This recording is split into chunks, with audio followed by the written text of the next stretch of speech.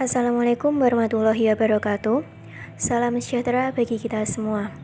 Di sini, kami dari kelompok 8 akan mempresentasikan mengenai faktor-faktor penyebab korupsi mata kuliah Ilmu Sosial dan Budaya Dasar.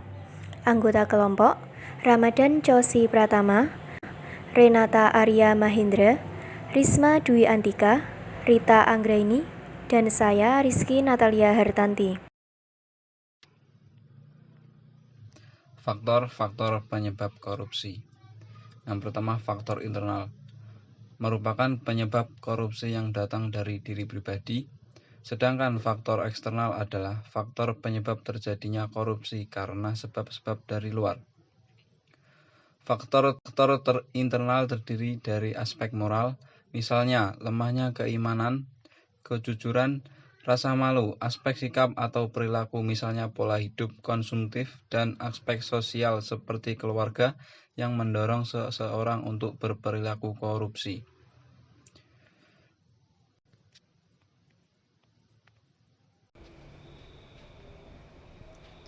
Faktor internal dibagi menjadi 3. Yang pertama, sifat tamak atau rakus adalah keinginan yang besar untuk mendapatkan harta sebanyak-banyaknya yang dipicu oleh cinta harta secara berlebihan. Yang kedua, gaya hidup konsumtif adalah membeli atau menggunakan barang tanpa pertimbangan rasional atau bukan atas dasar kebutuhan. Yang ketiga, seseorang yang mempunyai moral lemah cenderung mudah tergoda untuk melakukan tindakan korupsi. Godaan itu bisa berasal dari atasan, teman setingkat, bawahan, atau pihak lain.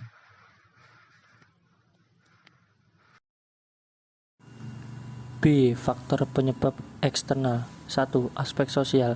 Dalam sebuah organisasi, kesalahan individu sering ditutupi demi menjaga nama baik organisasi yang berdampak pula pada korupsi dalam sebuah organisasi.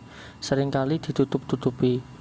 Akibat sikap tertutup ini, korupsi seakan mendapat pembenaran, bahkan berkembang dalam berbagai bentuk. 2. Aspek politik.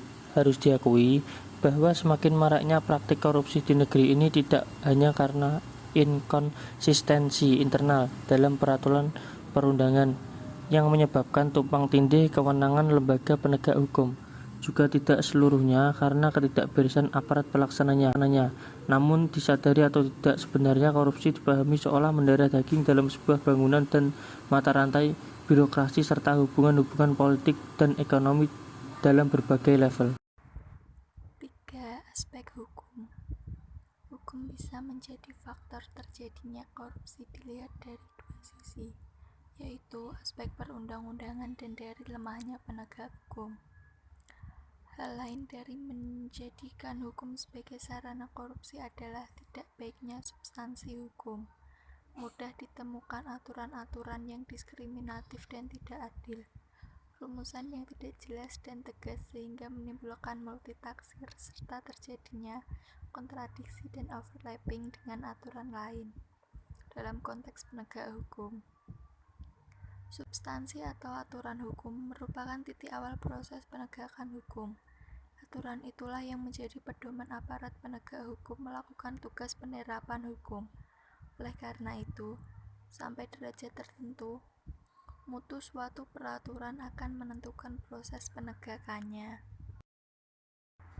Menurut Van Dorn, terdapat beberapa faktor yang turut bekerja dalam diri seorang petugas hukum sebagai manusia, yaitu faktor kepribadian, asal-usul sosial, kepentingan ekonomi, keyakinan politik, serta pandangan hidupnya. Faktor-faktor yang potensial menghambat proses penegakan hukum dapat berasal dari 5 sumber, yaitu 1. Aturan hukum itu sendiri, 2. Aparat penegak hukum, 3. Sarana dan prasarana, 4. Organisasi atau kelembagaan hukum, 5. Masyarakat. 4. Aspek ekonomi. Faktor ekonomi juga merupakan salah satu penyebab terjadinya korupsi. Hal itu dapat dilihat ketika tingkat pendapat atau gaji yang tidak cukup untuk memenuhi kebutuhannya. maka seseorang berpotensi melakukan tindakan korupsi demi terpenuhinya semua kebutuhan secara teori. Karl Marx menyatakan secara rinci menjelaskan betapa hebatnya pengaruh kuasa ekonomi terhadap kehidupan manusia. Lebih jauh, ia mengatakan bahwa siapapun yang menguasai ekonomi, maka akan menguasai manusia. Seluruh tindak tanduk manusia dikendalikan oleh motif-motif ekonomi. 5. Aspek organisasi. Organisasi dalam hal ini adalah organisasi dalam arti yang luas, termasuk sistem pengorganisasian lingkungan masyarakat. Aspek-aspek penyebab korupsi dalam sudut pandang organisasi meliputi: A. Kurang adanya sikap keteladanan pemimpin. Pemimpin adalah panutan bagi bawahannya. Apa yang dilakukan oleh pemimpin merupakan contoh bagi bawahannya.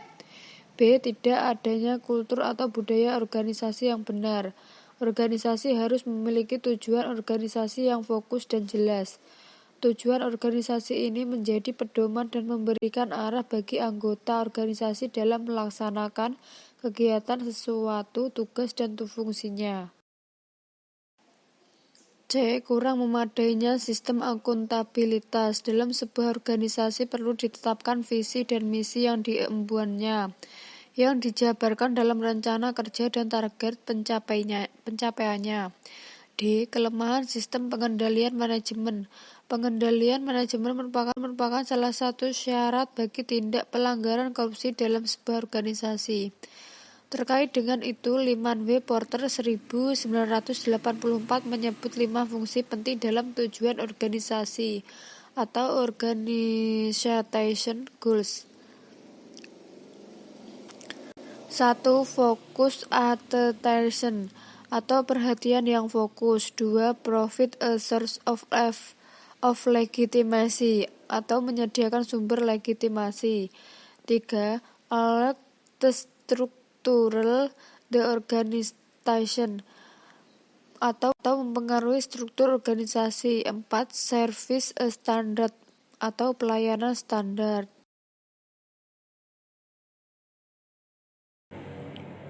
C. Faktor penyebab korupsi dalam perspektif teori. Faktor internal dan faktor eksternal penyebab korupsi apabila dielaborasi dalam konsep atau teori, biasa dikenal dengan teori Gann atau Gann teori yang dihadirkan oleh Jack Palance 2006, yaitu greedy atau keserakahan, opportunity atau kesempatan, need atau kebutuhan, dan exposure atau pengungkapan. Keserakahan dan kebutuhan merupakan faktor internal, sedangkan kesempatan dan pengungkapan merupakan faktor eksternal. Gann teori memberikan gambaran bahwa seseorang akan melakukan korupsi karena memang manusia pada dasarnya serakah, tak pernah merasa puas. Hal ini terbukti para koruptor di negeri ini tak pernah bosan menimbun kekayaan sampai pada akhirnya terungkap kasusnya atau tertangkap tangan. Tidak pernah ada kata cukup dalam diri koruptor. Faktor internal kedua adalah kebutuhan, di mana seseorang harus melakukan korupsi karena terdesak kebutuhan hidup. Misalnya harus membiayai pendidikan anak, biaya kesehatan, dan sebagainya. Bila kedua faktor internal tersebut muncul, kemudian kesempatan atau opportunity memungkinkan, maka terjadilah korupsi, pencurian, penyelewengan yang merugikan keuangan negara, dan akibatnya antara lain adalah kemiskinan dan keterbelakangan masyarakat. Kondisi tersebut mengharuskan faktor terakhir yaitu exposure atau pengungkapan.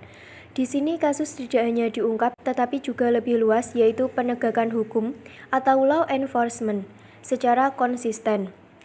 Seseorang koruptor harus dihukum berat sesuai dengan kesalahannya sehingga memberikan efek jera bagi yang lain.